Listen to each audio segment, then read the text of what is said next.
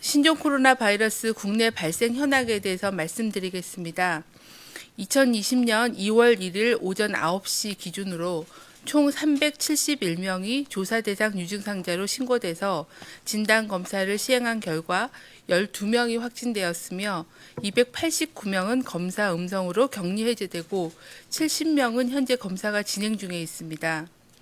확진 환자들의 건강 상태는 전반적으로 안정적이며 네 번째 환자도 안정적인 상태에서 폐렴 치료를 지속하고 있으십니다. 접촉자는 465명은 지속적으로 모니터링 중이며 어제 이 중 3명이 확진 환자로 확인된 바가 있습니다. 다음으로는 확진 환자의 역학조사의 경과를 말씀을 드리겠습니다. 5번째 확진 환자의 접촉자는 현재까지 29명이 확인되었고 이 중 지인 1명이 확진되어 서울의료원에 입원 중이며 나머지 접촉자는 자가격리 등 조치 중입니다. 환자는 증상 발현 후 버스 등을 이용하여 음식점, 슈퍼마켓, 웨딩숍 등을 방문하였고 장시간 체류한 버스와 음식점, 슈퍼마켓 등에 대한 환경 소독은 완료하였습니다. 상세한 동선은 부침을 참조해 주시길 바랍니다. 6번째 확진자는 3번 환자의 접촉자의 확진 환자입니다. 이 6번째 확진자의 접촉자는 현재까지 25명이 확인이 되었습니다. 이 중 가족 2명이 확진되어 각각 분당 서울대병원 및 서울의료원에 입원 중이며 나머지 접촉자는 자가격리 등 조치 중에 있습니다. 환자는 증상 발현 후에 교회를 방문한 바가 있으나 1월 27일 세 번째 확진 환자 접촉자로 통보를 받은 이후에는 자가격리를 하고 계셨던 상태입니다. 환자가 머무른 집과 교회 등에 대해서는 환경소독을 완료하였습니다. 7번째 확진자의 접촉자는 현재까지 21명이 확인되었고 접촉자는 자가격리 등 조치 중에 있습니다.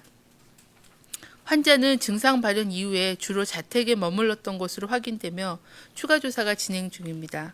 참고로 말씀드리면 접촉자는 동거가족 2명이었고 환자의 발병일 이전에 접촉한 일상 접촉자가 19명이 반영되어 있는 상태입니다.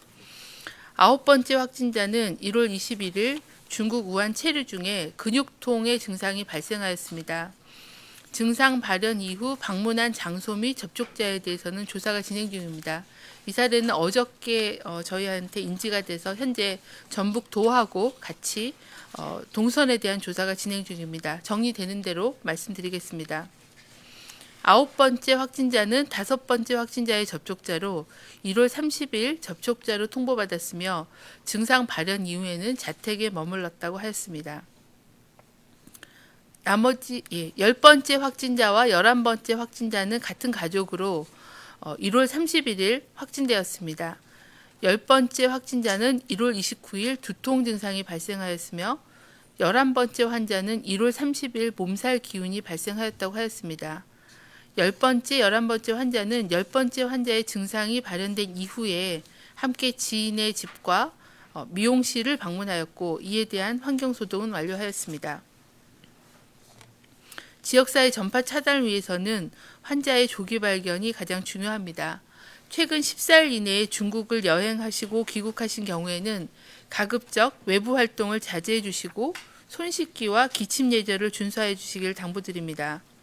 발열과 호흡기 증상이 발생하면 선별진료소에서 진료를 받으시거나 1339 또는 지역보건소의 안내를 받아주실 것을 당부드립니다. 의료기관에서는 DUR, ITS 등을 통해서 내원 환자의 중국 여행력을 철저히 확인해 주시기를 부탁을 드립니다. 일반 국민들께서도 호흡기 감염병의 예방을 위해서 손 씻기와 기침 예절 준수 등 일상생활에서의 감염병 예방 수칙을 지켜주실 것을 당부드립니다. 또한 의료기관이 실시하고 있는 면회객 제한 등 감염병 관리 조치에도 적극 협조해 주실 것을 부탁을 드립니다. 이상입니다. 네, 그럼 지금부터 기자님들 질의응답 시간을 갖겠습니다. 질의 있으신 분은 손 들어주시면 되겠습니다. 혹시 당산에 있는 기자님 혹시 질문 있으십니까? 예, 순서대로 두 분 정도 먼저 질문 주십시오. 저 연합뉴스 김선희 기자인데요. 오늘 아침에 확진된 12번째 환자에 대해서 정보가 부족한 것 같아서요. 물론 네. 그렇지만 19일에 입국했으면은 굉장히 오랜 시간 확진 굉장히 오랜 시간이 비어 있는데 이분은 스스로 병원에 방문하신 건지 아니면은 뭐 증상이 없었는데 아예 관리 대상에서 빠져 있었던 건지 이런 정황들을 좀 파악된 것만이라도 좀 알 수 있을까요? 네, 12번 환자는 오늘 일찍 아침 새벽에 진단이 돼서 저희가 오늘 밤에 진단이 돼서 좀 늦게 아침에 말씀을 드려서 아직은 그 조사 내용이 들어가 있지는 않고 현재 즉각 대응팀이 현장에 나가서 지자체와 함께 역학 조사를 진행 중입니다. 지금까지 파악한 정보는 환자가 지금 소지하고 계신 지역은 부천시이시고요.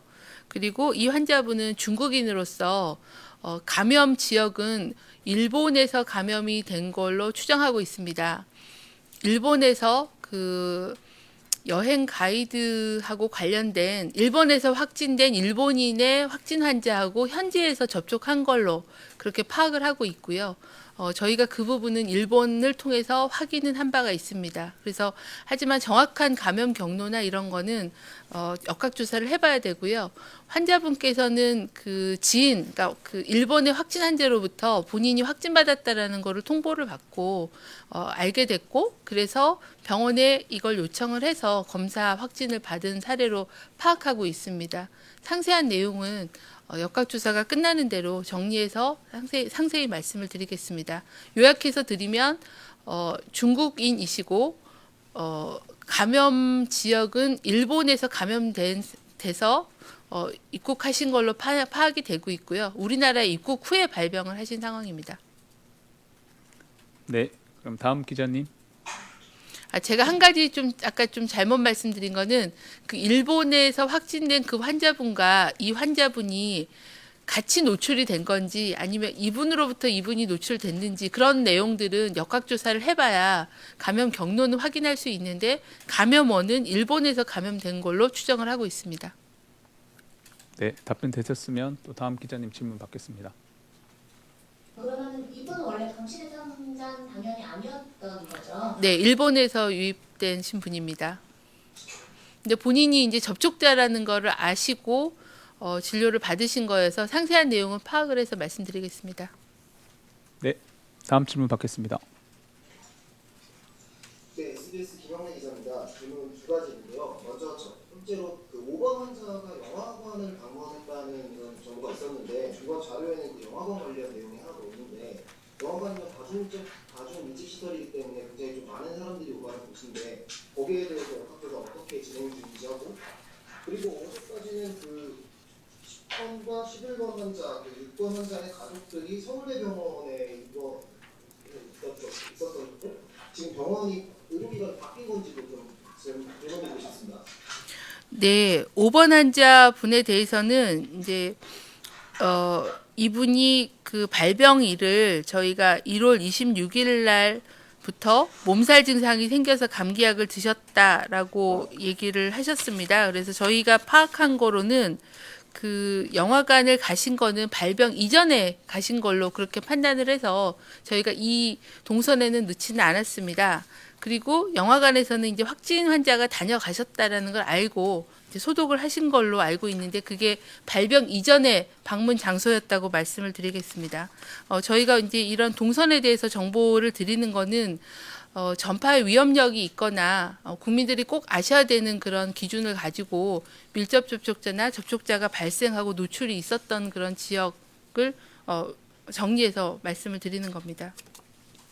그리고 와서 그럼 병원은 곽진 과장이 잠깐 설명하실 수 있습니다. 병원은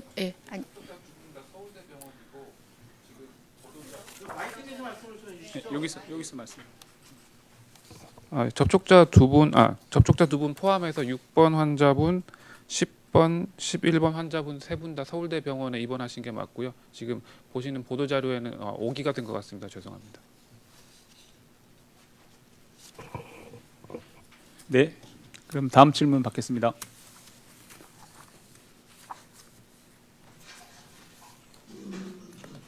안녕하세요. 풍주성 유유진입니다. 문제가 있는데요. 먼저 아직 12번째 환자에 대한 역학조사가 좀 더 진행이 되긴 해야 될 것 같은데 일단 이분이 이제 본인이 접촉자라는 이제 일본 본인의 접촉자라는 걸 아는 시점이 언제인지가 좀 중요할 것 같은데 그 일상생활을 하셨으니까요. 그래서 그 시점이 언제인지 실제 검사 요청한 게 일단은 지역발로 나오긴 했지만 지난 30일로 알고 있는데 이 정확한 시점이 언제인지 좀 궁금하고요. 그러면 이 환자를 저희는 표현을 할 때 2차 감염이 일본 환자의 2차 감염자다라고 표현을 해도 될 것인지에 대한 이해가 좀 궁금하고요.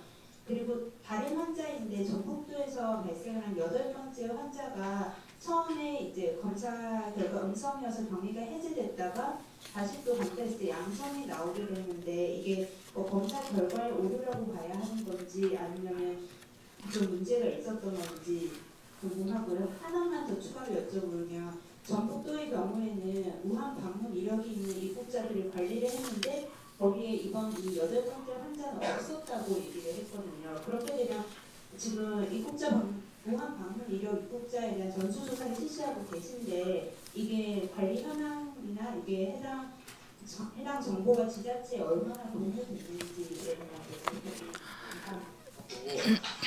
12번 환자에 대해서는 지금 제가 그 역학조사가 오늘 아침에 일찍 출동을 했기 때문에 더 자세한 그런 시간대에 대한 거는 확인해 드리기는 어렵고 오늘 아마 조사를 하면 내일 정도에는 기본적인 정보를 말씀드릴 수 있을 것 같고요.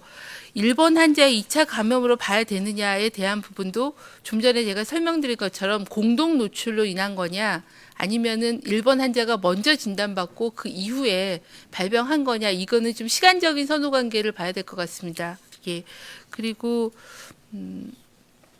1차 검사 8번 환자가 1차 검사에서 음성이 나와서 격리 해제된 거는 저희도 안타깝게 생각합니다. 근데 이 PCR 검사나 모든 검사들이 발병 초기에 바이러스 양이 좀 적을 때 검사를 하게 되면 음성이 나올 수가 있습니다. 그래서 저희가 임상적으로 의심이 되는 환자들은 2차나 추가 검사를 진행을 하고 있습니다. 그건 의사의 판단에 따라서 그렇게 재검사나 이런 것들을 진행을 할 예정이고요.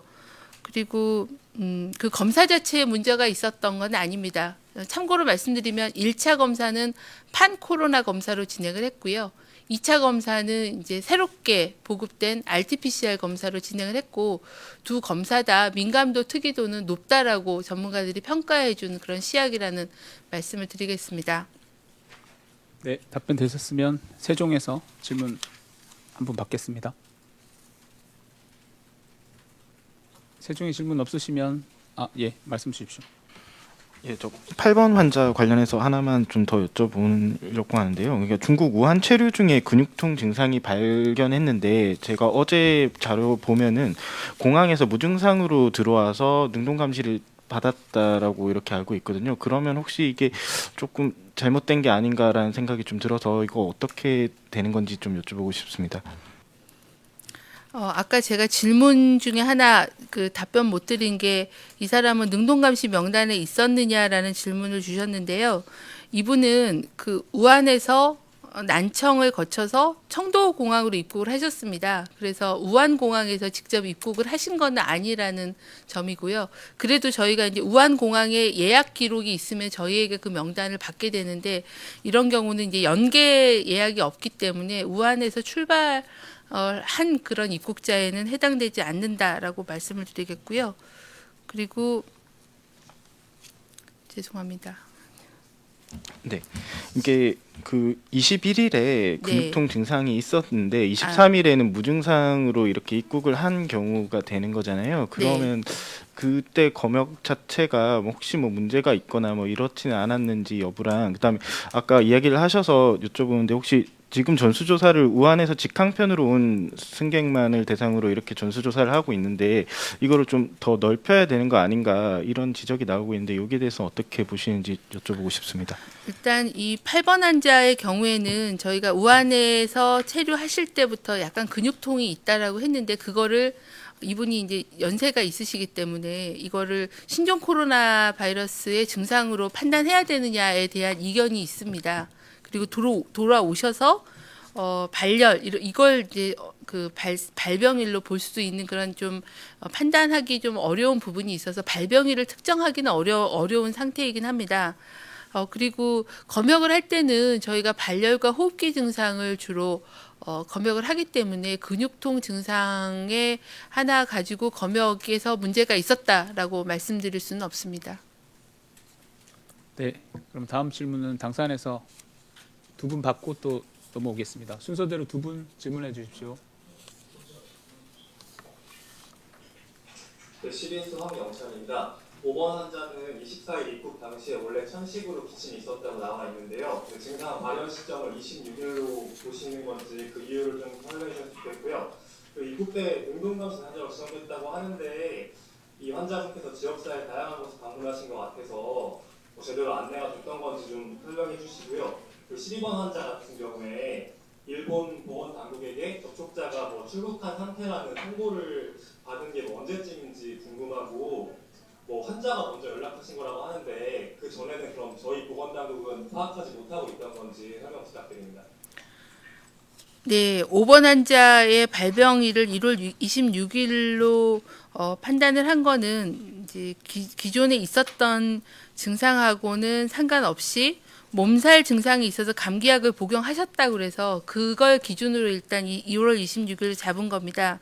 근데 이 환자분이 이제 그 이후에 다른 증상들이 생기고 열감이 생기고 하는 거는 28일, 29일 이후입니다. 그래서 이 사례의 경우도 발병일을 어디서부터 볼 거냐라는 거는 저희가 최대한 보수적으로 선정을 해서 접촉자를 파악을 한다라는 말씀드리고요. 이분은 그 능동감시 대상자이긴 한데 이분을 이제 저희가 그 밀접 접촉자나 일상 접촉자로 능동감시를 하는 대상이 아니라 우한시 입국자로 능동감시를 하고 있었던 그런 상황이어서 그 동선에 대해서는 저희가 활동에 대한 그 최대한 자제하시라는 말씀을 드리지만 그 부분에 대해서는 일정 정도 한계가 있다라고 말씀을 드리겠습니다. 그리고 12번 환자의 일본으로부터 통보를 받았냐는 거는 이분이 국적이 중국이다 보니까 일본은 접촉자에 대한 통보를 중국으로 한 상태여서 저희가 그 이후에 이 환자분의 신고를 받고 일본 정부로부터 이 사람이 접촉자가 맞냐라는 그런 명단 리스트를 확인을 하였습니다. 국적의 문제였기 때문에 아마 중국으로 통보를 하신 걸로 그렇게 판단하고 있습니다. 네, 답변 되셨으면 또 다음 질문 받겠습니다. 하나로 입국을 한 건데 저희한테 통보가 안 왔다고요? 앞부분이 들리지 않았습니다. 우리나라로 입국을 한 건데 뭐 국적 문제 때문에 우리한테 통보가 안 됐다는 게 잘 이해가 안 되네요, 그 부분이. 그러니까 이분의 출국 정보를 보고 그 통보를 하는 게 아니라요. 저희도 이제 접촉자가 파악이 되면 그 사람의 국적의 그 국가 연락관한테 명단을 저희도 똑같이 통보를 하고 있거든요. 그러니까 이 사람이 어느 비행기를 타고 어디로 갔는지까지를 일본 정부가 판단하거나 그렇게 하지는 않은 겁니다. 저희도 실은 그분이 어떻게 나갔는지에 대한 것까지를 세세하게 파악을 해서 통보하고 있지는 않은 상태입니다. 그러니까 만약에 저희는 그걸 받으면 그분이 어디에 있는지를 저희가 파악을 해야 되는 상황입니다. 저희 국적인이시라고 하면. 네, 서울에서 한 분 더 질문 받겠습니다. 최근에 기초입니다. 수고 많으십니다. 7번, 8번 확진자분들이 같은 비행기를 타고 국내에 입국했잖아요. 비행기 좌석이 얼마나 떨어져 있었는지 좀 구체적으로 설명을 부탁드리고요.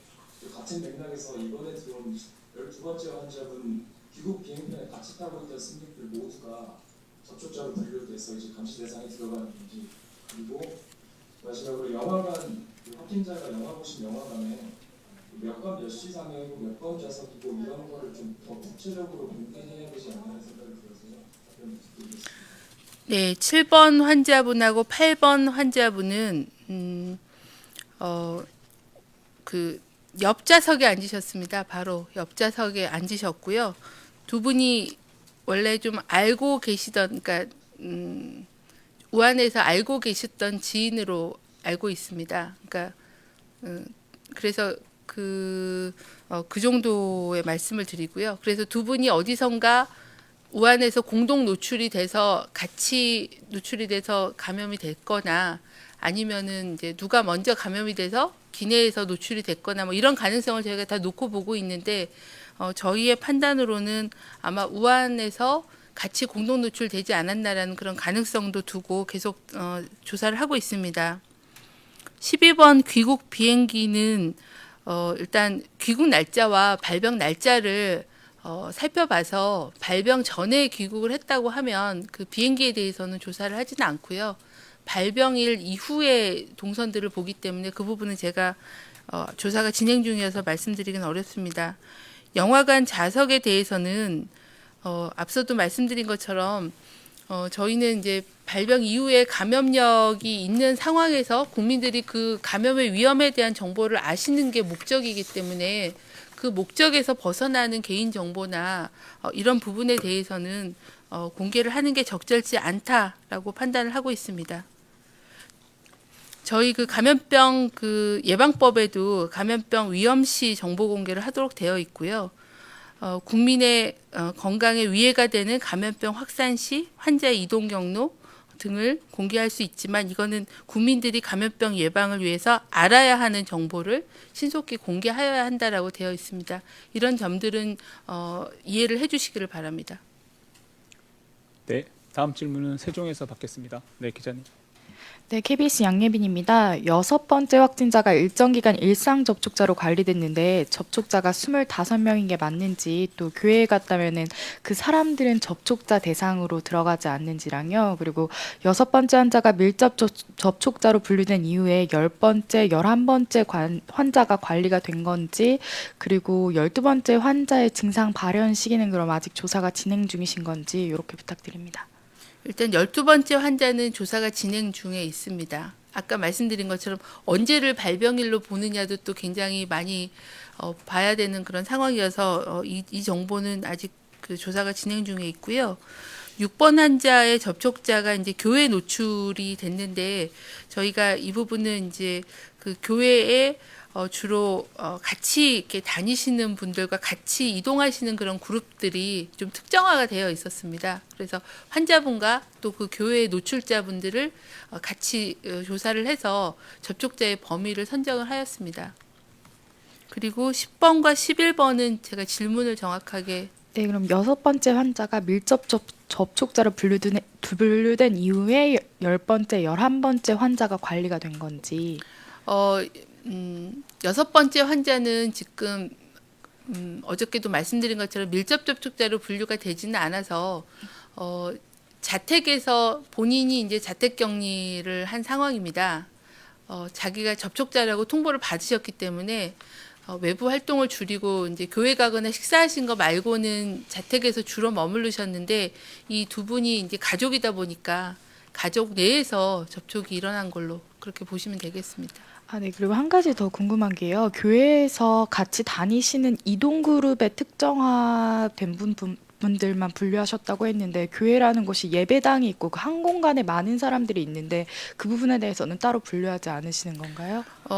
그 신종 코로나 바이러스의 전파 경로가 비말과 접촉이라고 말씀을 드렸습니다. 그래서 비말을 저희가 이제 넓게 보면 2m, 그래서 저희 항공기에서도 7렬을 잡는 거랑 비슷한 그런 원칙을 가지고 판단했다고 이해하시면 되겠습니다.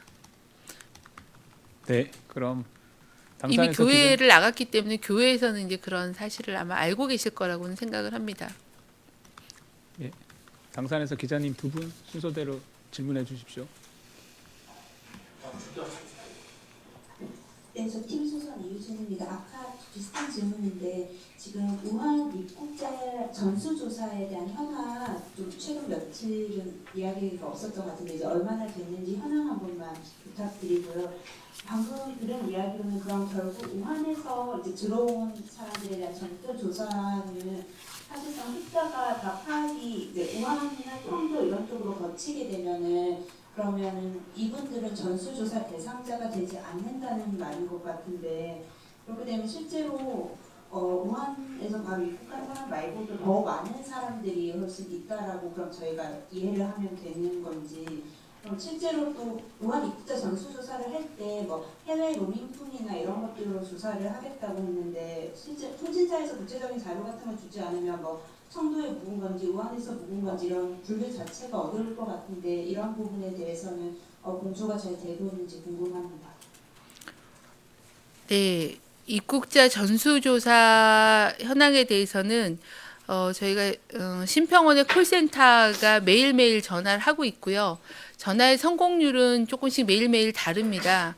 현재까지 한 번도 통화가 안 된 사람이 한 50여 명 정도 내국인이 되시는데 그분들은 저희가 문자로 주의사항과 안내사항과 뭐 이런 부분들을 계속 안내를 드리고 있고 지자체의 명단을 통보를 해서 지자체에서 거주지나 이렇게 해서 관리를 진행 중에 있습니다.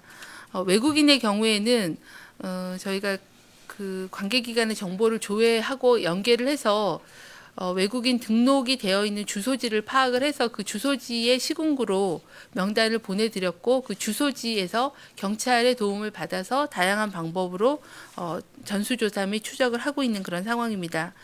현재까지 그 유증상자들은 꽤 있으셨는데 그분들이 다 의사환자는 아니고요. 그분들은 이제 보건소가 전화를 했을 때 유증상이 있다고 하신 분들은 저희가 보건소에 그 명단을 통보를 하면 보건소 담당자가 조사를 해서 분류를 해서 필요하면 자가격리, 뭐 입원격리, 검사 같은 거를 진행을 하고 있고요. 현재까지 제가 검사가 진행된 거는 한 40건 정도 검사가 진행된 걸로 보는데요.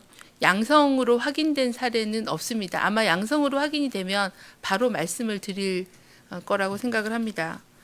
그리고 그 입국자 정보는 아시다시피 1월 23일 날 우한공항이 폐쇄가 되면서 직항은 없어졌습니다. 그리고 또 중국 내의 발생 규모가 후베이성 이외의 지역으로 확산되면서 저희가 1월 28일부터 검역을 중국 전역으로 확대를 해서 1:1 검역을 지금 다 입국장 기준으로 하고 있는 거는 아실 겁니다. 그래서 그 검역을 통해서 일단 관리를 하고요.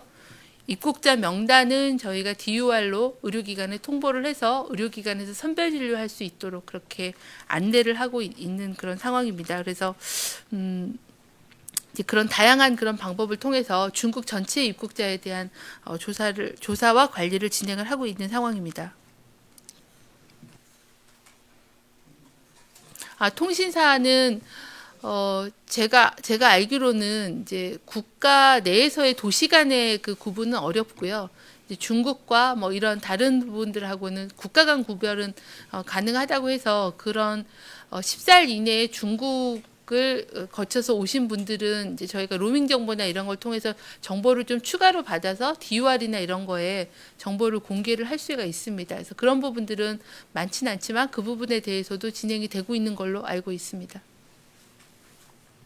네, 그러면 당사에서 한 분 더 받고 세종으로 2분 넘어오겠습니다. 네, 지영입니다. 지금 확진 환자가 엄청 늘었는데 결국 확진 환자가 늘어나면 역학조사관 포함해서 이제 즉각 대응팀이 나가잖아요. 그 구성이 어떻게 되고 하는 일이 구체적으로 뭔지가 궁금합니다. 그다음에 역학조사관 뭐 이런 나가는 분들의 감염 위험성은 없는지 그리고 현원하고 이제 직원계 뭐 이런 것까지 좀 풀어서 얘기해 주십시오. 그거는 우리 역학조사 팀장님이 오셔서 좀 얘기를 해주시면. 즉각대응팀 구성과 가서 하는 업무 그리고 위험성. 즉각대응팀에는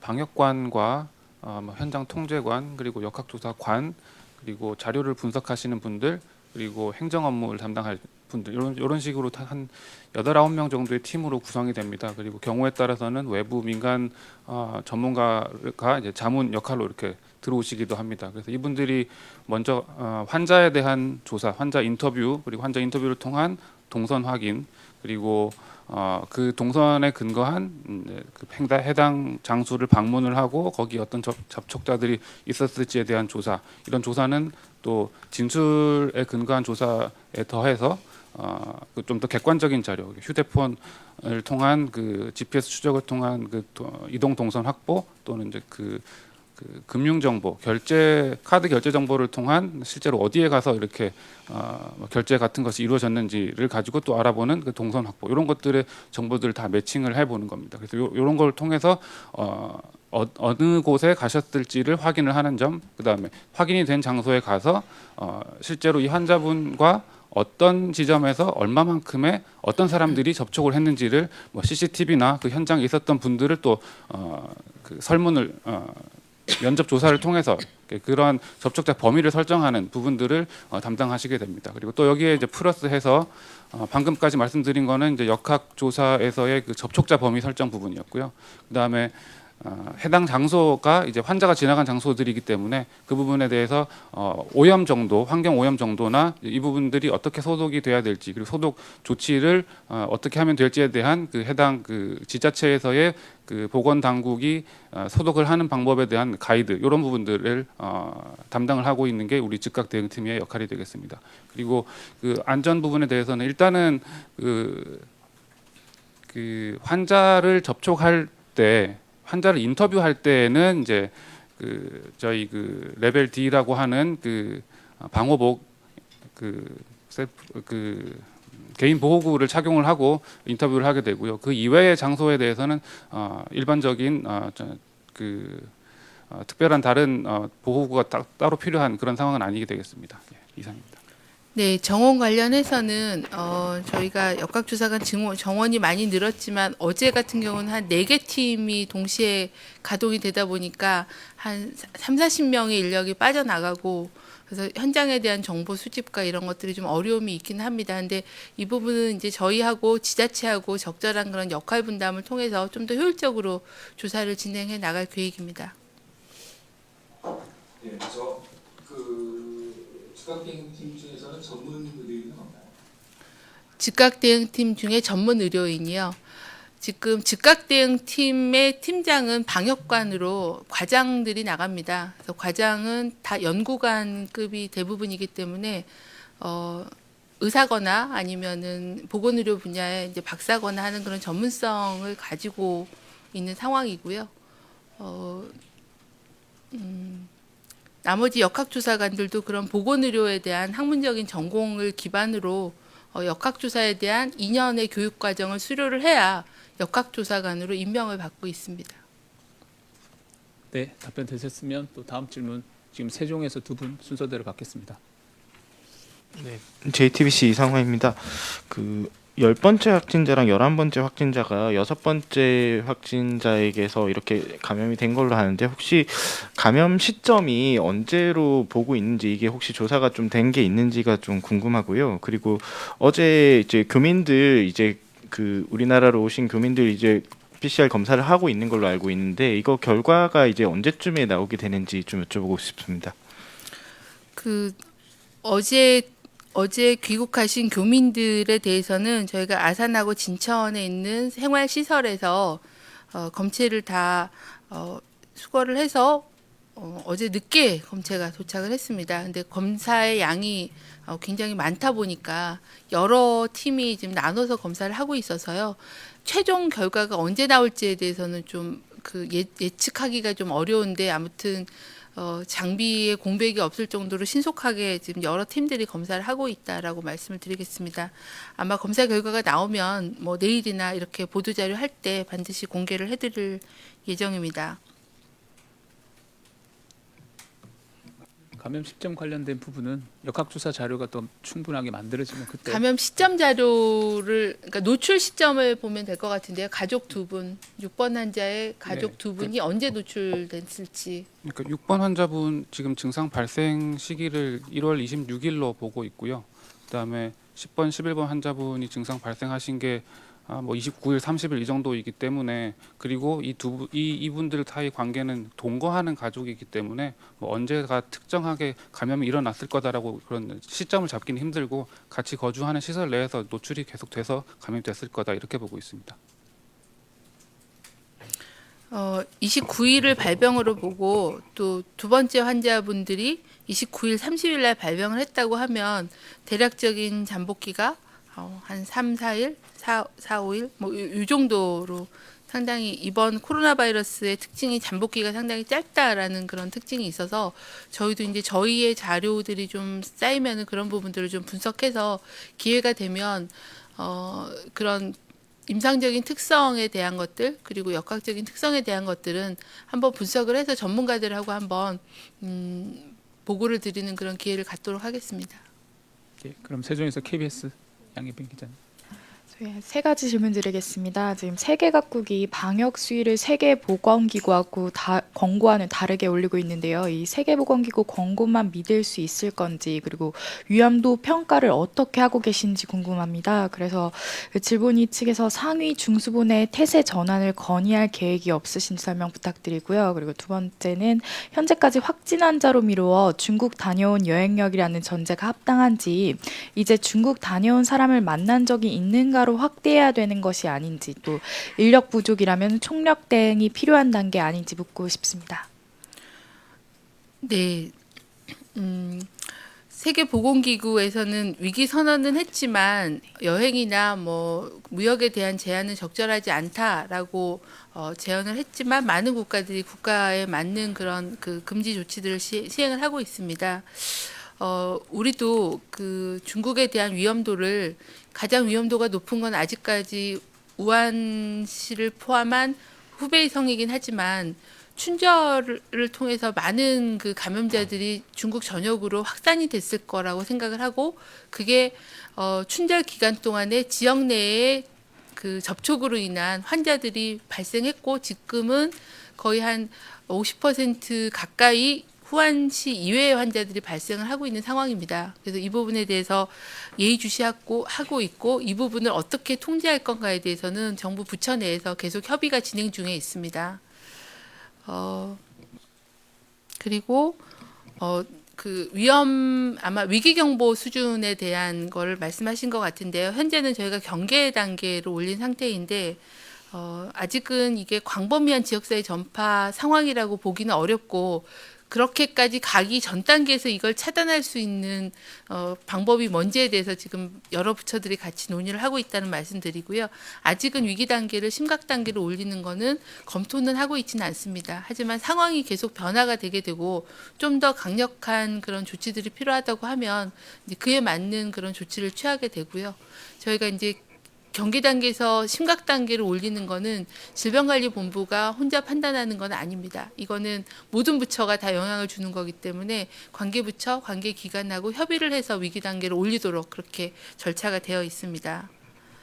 네, 답변. 그리고 그 다음 질문 중국 다녀온 여행력이란 전제. 네, 저희가 어저께도 말씀드린 것처럼 그 사례 정의 부분이 이제 어떻게 변경할 건지에 대해서 계속 논의를 하고 있는 그런 상황인데요.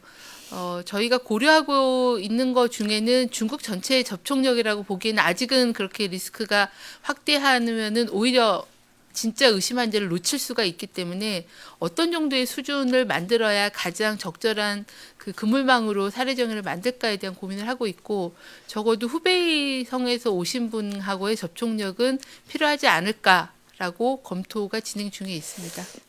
근데 인력 부족이라면 이게 총력 대응이 필요한 단계가 아닌지. 지금 저희 이제 질병관리본부는 중앙방역대책본부에 거의 많은 인력들이 다 동원이 돼서 업무를 하고 있고요.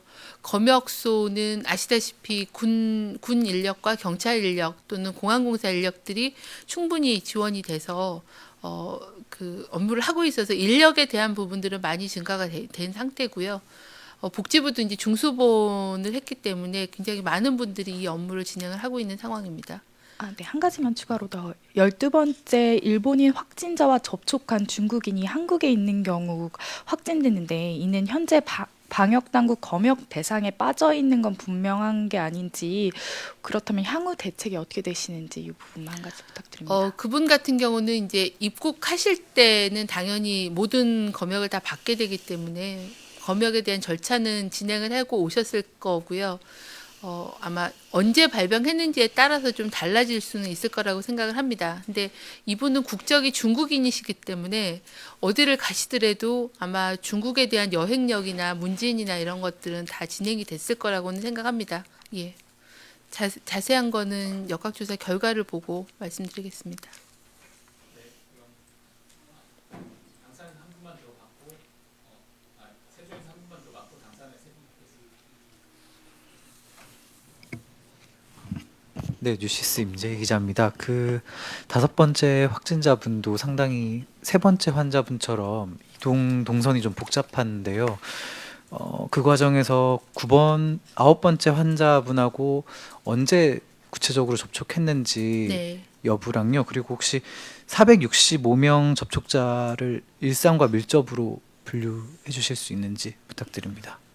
그 5번 환자분하고 9번 환자분은 지인이셨기 때문에 거의 동선의 많은 부분들을 공유를 하셔서 이렇게 뭐 언제 어떻게 그 노출이 있었는지에 대해서는 말씀드리는 않고 노출 시간이 많았다. 그 정도만 말씀드리겠고요. 그리고 제가 이거를 보도자료만 가지고 와서 일상과 그 밀접에 대한 거를 나누지는 못했는데 그거는 따로 확인을 하도록 하겠습니다. 네, 그러면 당사안에서 세 분 순서대로 질문 받겠습니다.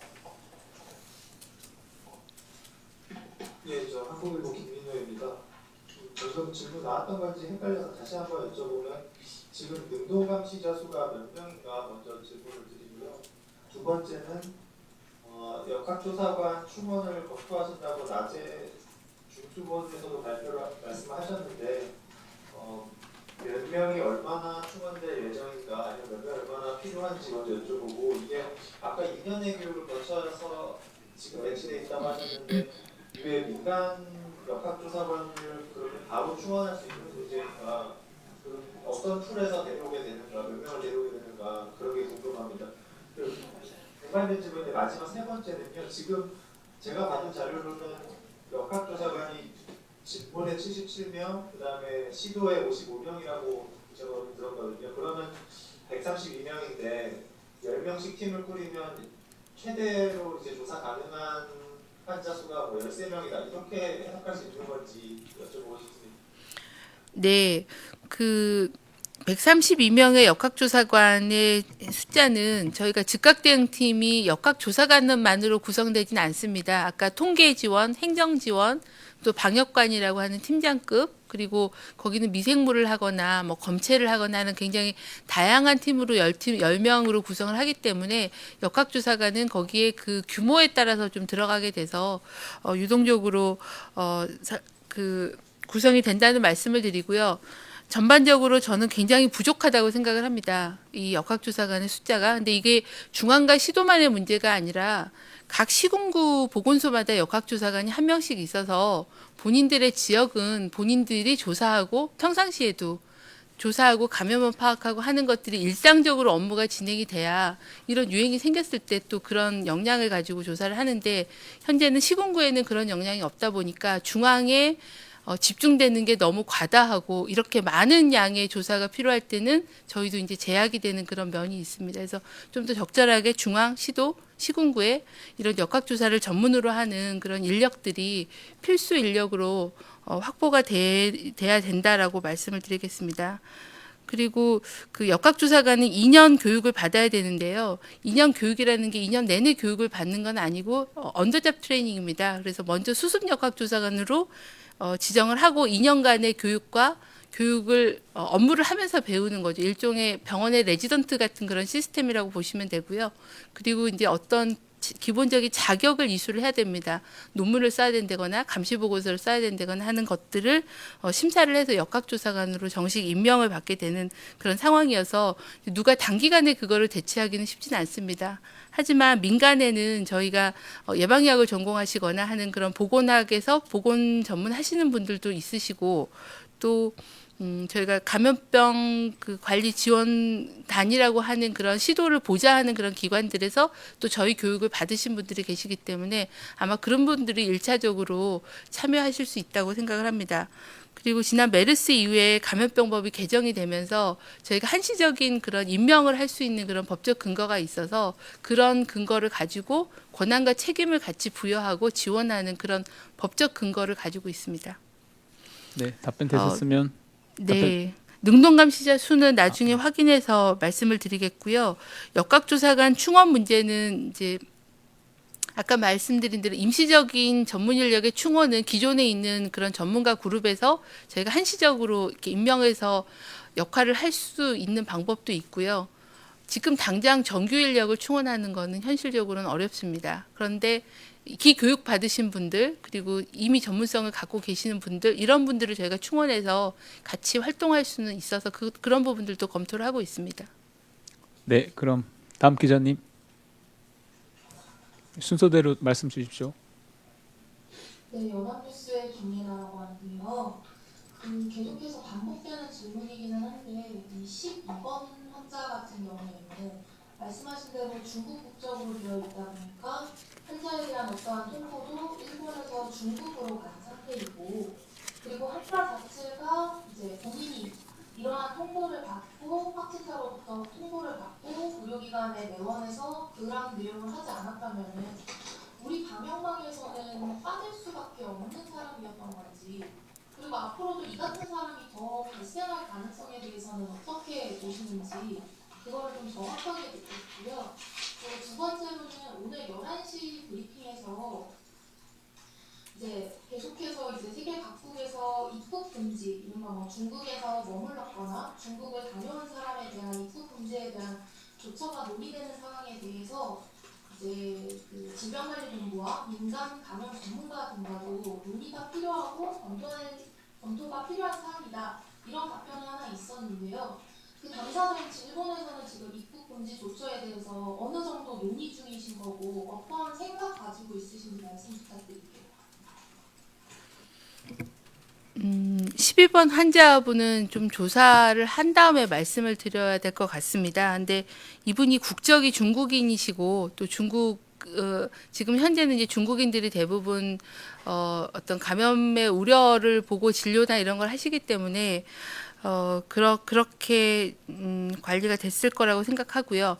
말씀드린 대로 입국 시의 검역 그리고 안내 이런 그 예방 수칙에 대한 안내 이런 것들은 동일하게 제공을 한다라고 말씀드리겠습니다. 입국 금지에 대해서는 고려할 사항이 방역을 하는 담당자 입장에서는 위험 지역에서 입국자의 규모를 줄이면은 안전하다는 그런 기본 원칙은 있고요. 하지만 그걸 또 위험도에 따라서 평가를 좀 할 필요는 있겠다. 그래서 가장 위험한 지역은 후베이성과 우한시에 대한 부분이고 그 부분은 이제 이미 직항이 통제가 된 상황에서 어떤 방법으로 입국 금지 조치를 할 수 있을지 이런 것들은 여러 부처하고 협의를 진행 중에 있습니다. 아마 의견이 정리가 되면은 말씀을 드릴 거라고 생각합니다. 네, 다음 한 분 또 질문 받겠습니다. 혹시 그럼 세종에서 추가 질문 있으신가요? 당산에서 기자님 혹시 질문 있으신 분? 네, 없으십니까? 예, 마지막으로 한 분만 더 받겠습니다. 그 아까 그 우한에서 들어오신 분들에 대한 능동 감시와 그리고 일상 접촉자에 대한 능동 감시가 다르다고 하셨었는데 좀 어떤 내용인지 좀 말씀 좀 부탁드립니다. 일상 접촉자는 이제 확진 환자하고의 접촉자이기 때문에 이제 하지만 아주 밀접하게 접촉을 하지는 않았지만 그래도 조금은 모니터링이 필요하다라고 역학조사관이 분류한 그런 사람들이고요. 이분들에 대해서는 관리하는 방법은 동일합니다. 매일 전화해서 상태 확인하고 안내하고 또 만약에 증상이 있으면 선별진료소나 이런 데를 통해서 관리하는 방법은 동일하고요. 우한시에서 입국하신 분들에 대해서는 이게 좀 한시적인 거였습니다. 저희가 예전에는 발열과 호흡기 증상이 있는 경우에는 의심 환자로 분류를 해서 격리 조치를 했는데 그 기준에는 못 미치고 뭐 머리가 좀 아프다거나 콧물이 좀 난다거나 아니면은 뭐 객담이 좀 있다거나 하는 그런 그 기준에는 못 미치지만 증상이 변화될 수가 있기 때문에 저희가 그걸 이제 능동감시라는 방법으로 관리를 하고 있었던 그 집단이 있었다. 그리고 그 부분에 대해서는 저희가 사례 정의를 바꾸면서 자택 방문하고 자택 격리 공고하면서 검사해서 확인하는 그런 작업들을 계속 진행을 해왔습니다. 네, 그럼 브리핑은 이상 마치도록 하겠습니다. 저희가 위기소통팀에서 기자님들께 문자를 보내드리겠습니다. 전화로 질문 받는 곳 2분, 또 문자로 받는 분 1분 이렇게 해서 안내 드리도록 하겠습니다. 참석해 주셔서 감사합니다.